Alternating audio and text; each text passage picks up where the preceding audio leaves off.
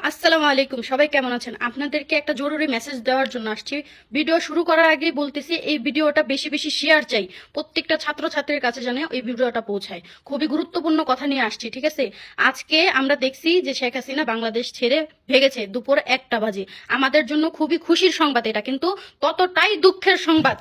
কারণ ও যখন গিয়েছে বাংলাদেশ ছেড়ে, ওর মানুষকেই কিন্তু ক্ষমতা দিয়ে গিয়েছে। সে নাকি তার ভাগ্নি জামাইনি কি হয় যতটুকু আমি জানি না, কিন্তু তার সাথে ওই সেনাবাহিনীর লোক এর আগেও 3 বছর কাজ করেছে। মানে ও ওর কুত্তার কাছেই দিয়ে গেছে, ঠিক আছে?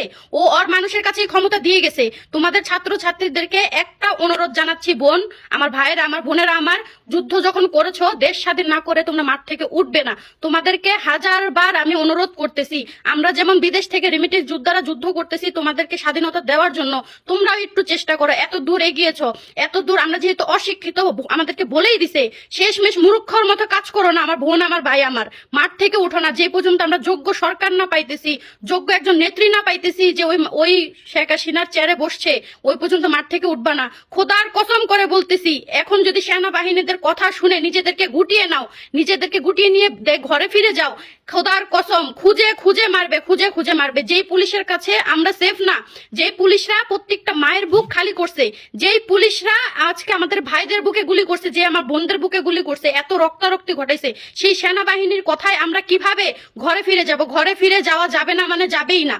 এটা মাথা থেকে দূর করে দাও। এবং তোমরা সব সময় এইটা মাথায় রাখো, যে পর্যন্ত আমরা যোগ্য সরকার না পাচ্ছি সেই পর্যন্ত আমরা মাঠ ছেড়ে কেউ উঠবো না।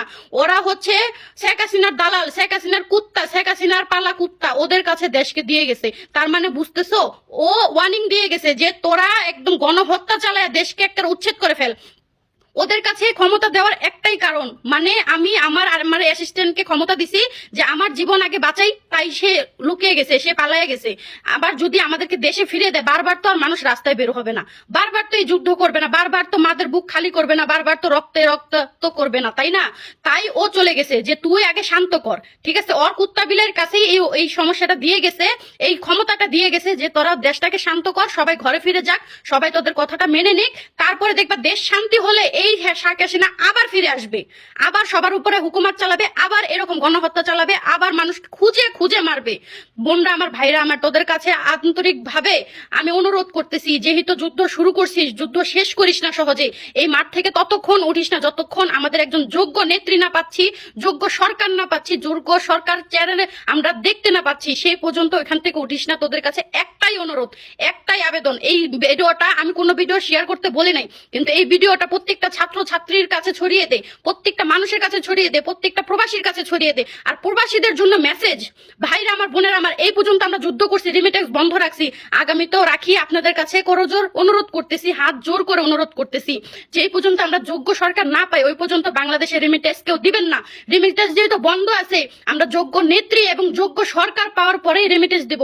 বাংলাদেশ যেমন আমরা ক্ষতিগ্রস্ত করছি, আমরাই পারবো বাংলাদেশ আবার সচ্ছলতা বোধ করাইতে, বাংলাদেশের আবার উন্নত করতে। ইনশাল্লাহ আমরা করবো, করে দেখিয়েছি, আগেও দেখিয়েছি, সামনেও দেখাবো ইনশাল্লাহ।